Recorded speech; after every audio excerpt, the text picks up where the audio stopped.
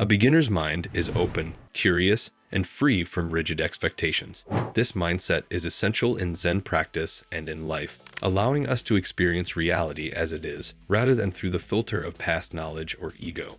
1. What is beginner's mind? In the beginner's mind, there are many possibilities, but in the expert's mind, there are few.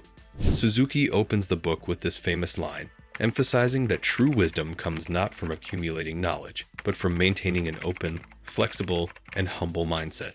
A beginner approaches things with curiosity, without assumptions. Experts, on the other hand, often become rigid and close themselves off to new perspectives. The challenge is to cultivate a beginner's mind even as we gain experience. Why is beginner's mind important? It keeps us open to learning. It helps us stay engaged in the present moment. It prevents ego from taking over. It allows us to approach challenges with fresh eyes rather than preconceived notions. 2. Zazen. The foundation of Zen. Zen is rooted in Zazen, seated meditation, which Suzuki describes as the heart of the practice. How to practice Zazen. Posture is essential. Sit with a straight spine, balanced and relaxed. Breathe naturally. Focus on the rhythm of your breathing without trying to control it. Let thoughts come and go. Don't fight or suppress them. Simply observe them without attachment. Be fully present. The goal isn't to achieve anything, but simply to sit and be aware. Why Zazen matters. It helps clear the mind, like muddy water settling when left undisturbed.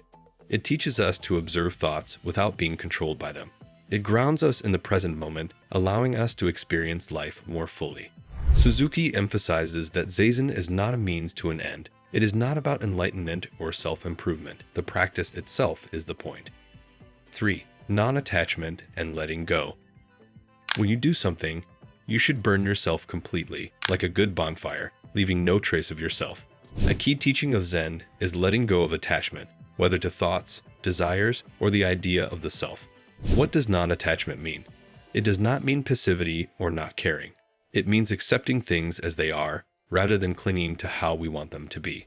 It's about flowing with life rather than resisting it. Practical applications. In relationships, let go of expectations and accept people as they are. In work, focus on the task itself rather than obsessing over the outcome.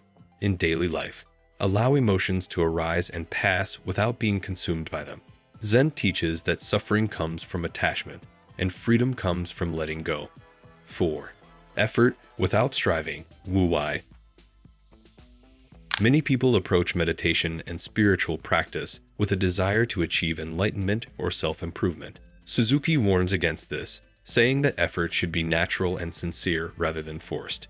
Zen is not some kind of excitement, but concentration on our usual everyday routine. Key idea: effortless action, wu-wai. In Zen, the best effort is effort without attachment to results.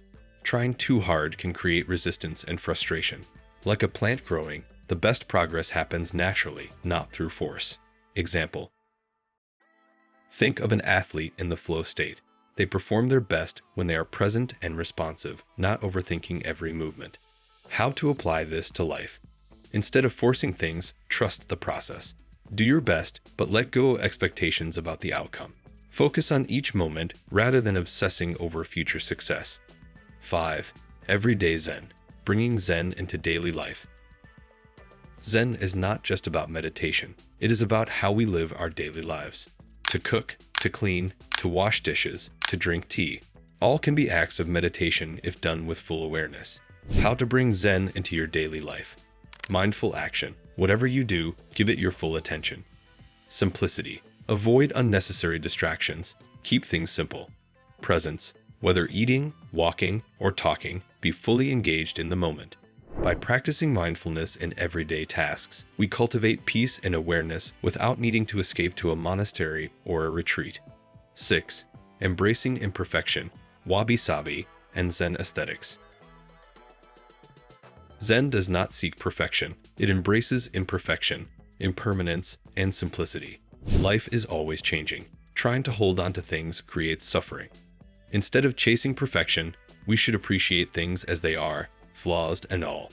The Japanese aesthetic of Wabi-Sabi, finding beauty in imperfection, reflects this Zen philosophy.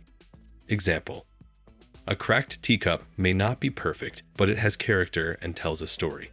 In the same way, our experiences and struggles make us unique. The core message of Zen Mind, beginner's mind, is to stay open, present, and unattached to rigid ideas or expectations. Key takeaways: cultivate a beginner's mind, stay curious and open, without preconceptions. Practice Zazen. Meditation is not about achieving something, but simply being present. Let go of attachments. Accept things as they are rather than clinging to how you want them to be. Make effort without striving. Work hard, but don't force things. Bring Zen into daily life. Every action can be mindful, from drinking tea to washing dishes. By living with presence and simplicity, we experience life more fully and find peace in the ordinary.